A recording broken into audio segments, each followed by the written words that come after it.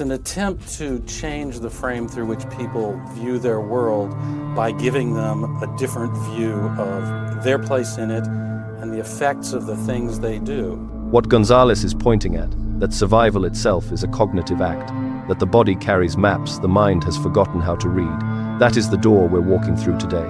Your hand is not anatomy. It is a control interface, and it has been one for longer than any institution wants you to know.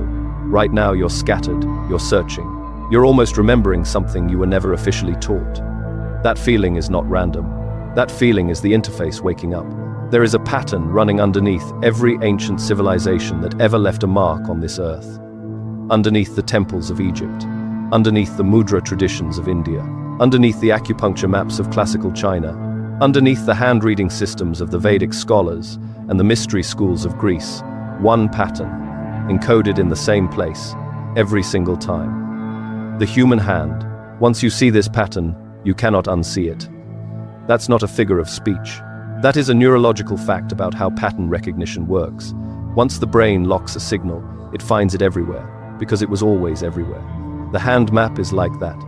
It will follow you out of this video and into every piece of sacred art you ever encounter again. You have been warned. Now here is what I need you to understand before we go deeper. Every layer of what I'm about to show you builds on the one before it. If you jump ahead, you miss the architecture. And the architecture is exactly what they removed from public education. Not because it was primitive, because it was precise. The suppression itself is the proof it works. You don't bury something for centuries because it's harmless. You bury it because it has power, and that power belongs in your hands, literally. Stay with me through every layer of this. There is a revelation coming deep inside this video, a decode of the hand's actual activation mechanism that will completely reframe everything you think you know about intention, focus, and the way reality responds to you. Everything before that moment is the key that makes it turn. So do not drift, do not skip.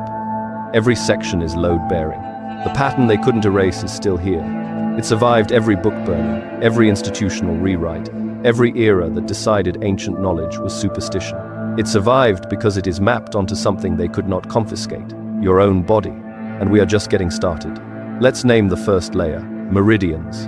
Not as metaphor, not as poetic shorthand for something vague and spiritual that we can't quite measure, as precision channels.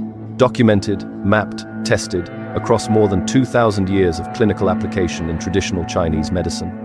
The meridian system describes pathways through which qi, life force, bioelectric current, call it what your framework allows, moves through the body in specific, predictable, repeatable routes.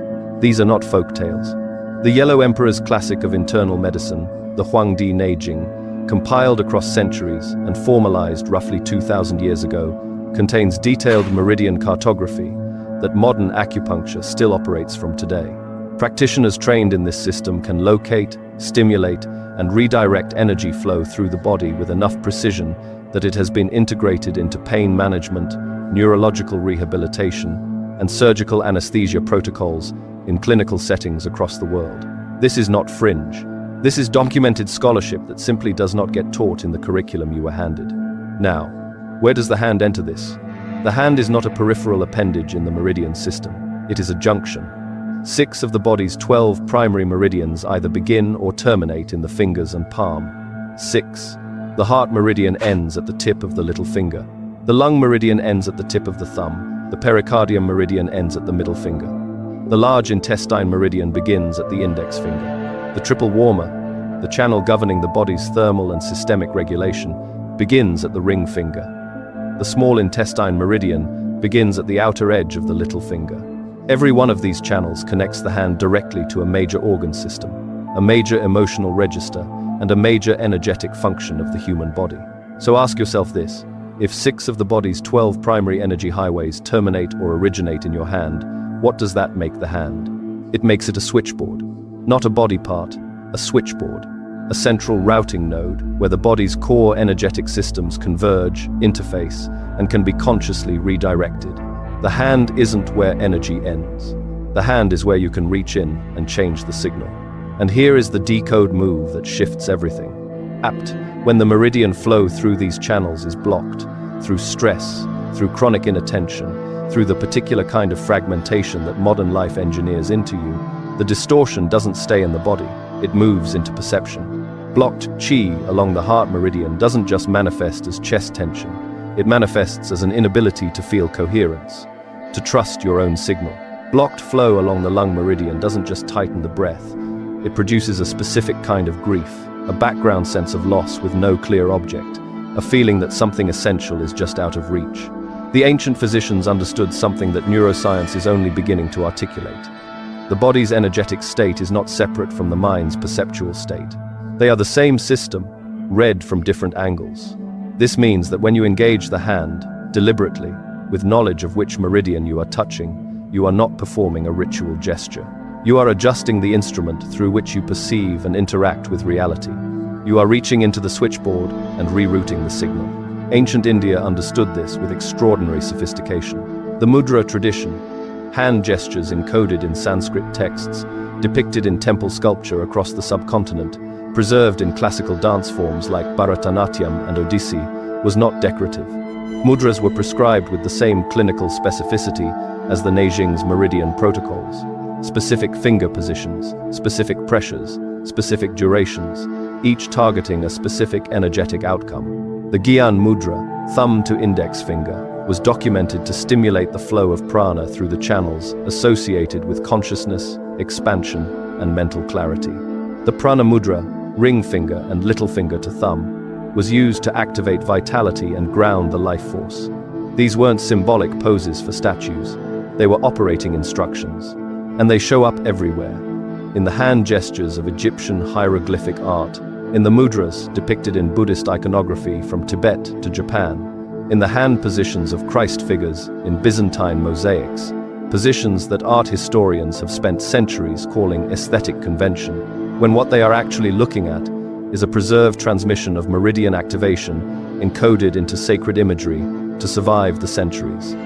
Hidden in plain sight, in every museum, in every cathedral, on every altar, the hand map was never lost. It was just reclassified, called art, called religion, called superstition, anything except what it actually is. A functional technology for interfacing with the body's energy system, and through it, with the structure of perceived reality itself. But here is what the meridian map alone does not tell you, and this is the layer that changes the entire equation. The meridian system describes the channels. It does not describe the mechanism by which conscious intention travels through them. That mechanism has a name, it has a history, and it was specifically, deliberately removed from every mainstream account of what the human hand can do. They called them prayer poses. That was the cover story. Fold your hands, bow your head, look humble before something greater than yourself. And for centuries, that framing kept you from asking the one question that would have unlocked everything. What if the position of your hands isn't an act of submission? What if it's an act of command? This is the layer they buried deepest, not the meridian map, not the energy channels. Those got absorbed into wellness culture, watered down into spa menus and breathing apps. No, this layer was kept out of reach because it isn't passive. It isn't decorative, it is operational. Mudras are not prayer poses. They are frequency locks. The word itself comes from Sanskrit, mudra, seal. Not metaphorically a seal, literally a seal, the way a wax stamp seals a letter, the way a circuit closes when two contacts meet.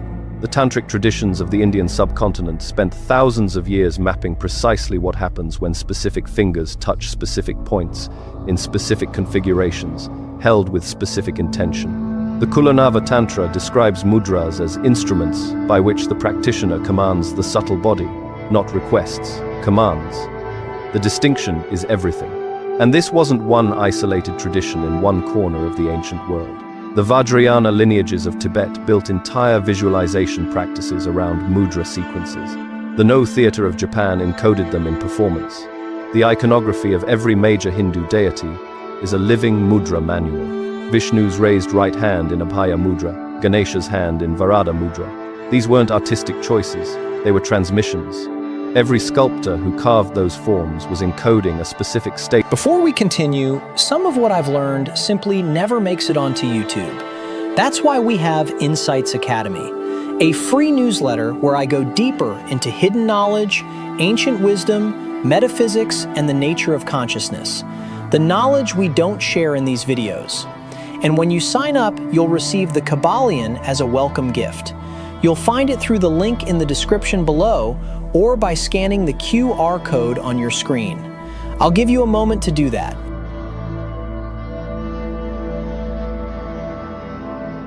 Of consciousness into stone, available for anyone who knew how to read it. Now here's the question you're probably already forming. How does moving your fingers change anything real? What's the actual mechanism? Here's what modern sensory-motor science has confirmed, and this is documented in peer-reviewed neuroscience, not fringe literature. The hand occupies a disproportionately massive region of the motor cortex. The cortical homunculus, the brain's internal body map, first described by neurosurgeon Wilder Penfield in the 1930s, shows that your hands take up more neurological real estate than almost any other body part. More than your torso, more than your legs. The hands are, by the brain's own accounting, the most important sensory and motor interface the body has. When you change the configuration of your hands, you change the pattern of activation across that enormous cortical territory. You are, in the most literal neurological sense, rewriting a significant portion of your brain's activity in real time. The ancient practitioners didn't have the language of cortical mapping, but they had 10,000 years of empirical observation. They knew. They encoded what they knew into systems so precise that modern neuroscience keeps stumbling into their conclusions from the opposite direction. Here is the decode move. Each finger position is a dial on your inner map. Not a metaphor, a dial. The thumb connects to the fire element and the logic centers.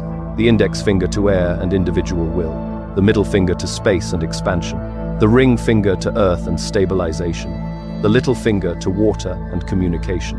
When you bring thumb and index together in Jnana Mudra, the gesture of knowledge, you are closing a specific circuit between fire and will.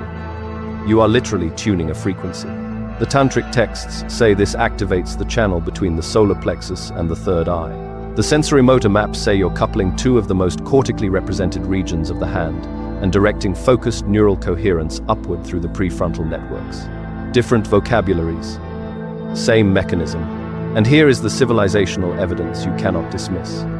Every culture that built something that lasted encoded mudras into its sacred art. The Buddhist caves at Ajanta in India, carved between the 2nd century BCE and the 6th century CE, are essentially a mudra encyclopedia preserved in stone. Each figure of the Buddha displays a different hand configuration, each corresponding to a different state of awakening. These weren't stylistic variations, they were a curriculum, a step-by-step activation sequence, carved into rock so it could not be burned, could not be confiscated, could not be suppressed. The people who built those caves knew something was coming. They built the knowledge into the hardest medium they had. You were taught to see those hands as religious decoration. That was the edit. The original meaning was far more practical. Touch these points, hold this configuration, enter this state, repeat. The geometry of your hand is a control interface. The ancients mapped it, the neuroscientists confirmed it. And the traditions that kept this knowledge alive did so at enormous cost, because the system it describes gives you something institutions have always preferred you not have. But the geometry goes deeper than gesture, and what it connects to is the piece that changes the entire picture of what reality navigation actually means. Here is the layer that ties everything together, not the map of channels, not the positions of the fingers, something underneath both of those, something that explains why any of this works at all. Your brain is not a camera. It does not record reality as it is.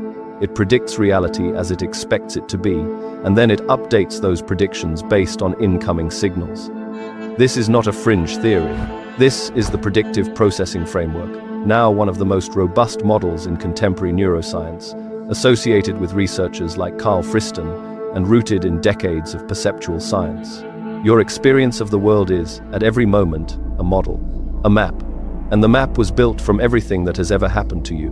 Now here is the question that cracks the whole thing open. What happens when the map is wrong? Lawrence Gonzales, in his landmark study of survival and decision-making, observed something that search and rescue teams had known for years without being able to articulate it.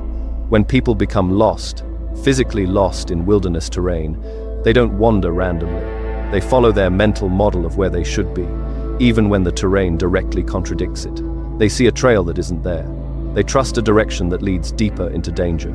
They are navigating by an internal map that no longer matches the territory. And the more stress they are under, the more rigidly they lock onto that outdated map. Gonzales called this being captured by the mental model. And he wasn't just talking about being lost in the woods. He was describing the fundamental mechanism by which human beings get stuck in careers, in relationships, in patterns of thought that keep producing the same outcomes no matter how hard the person tries to change.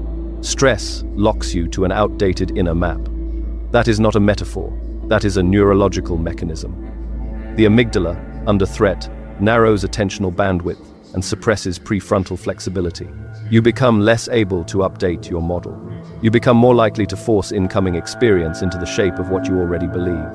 The territory changes, the map stays fixed, and you experience that as reality not cooperating. Here is the decode move.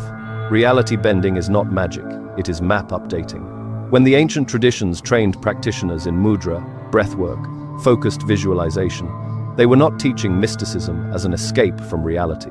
They were teaching a precision protocol for updating the brain's predictive model at a level deep enough to change what the practitioner could perceive, and therefore what they could navigate toward. Change the map, and the territory you can access changes with it. Not because the external world rearranges itself on command, but because the instrument doing the perceiving has been recalibrated. This is why hand geometry works at the level it does. The massive cortical representation of the hands means that changing hand configuration is one of the most efficient levers available for shifting global brain state. It is not the only lever. Breath is another. Focused intention is a third. But the hand is the fastest, the most portable, and the most precisely tunable. The tantric adepts weren't working with belief. They were working with neurological architecture. They had reverse-engineered the brain's update mechanism using nothing but empirical observation across generations. The concrete civilizational proof of this is the Japanese martial tradition of Kuji-in.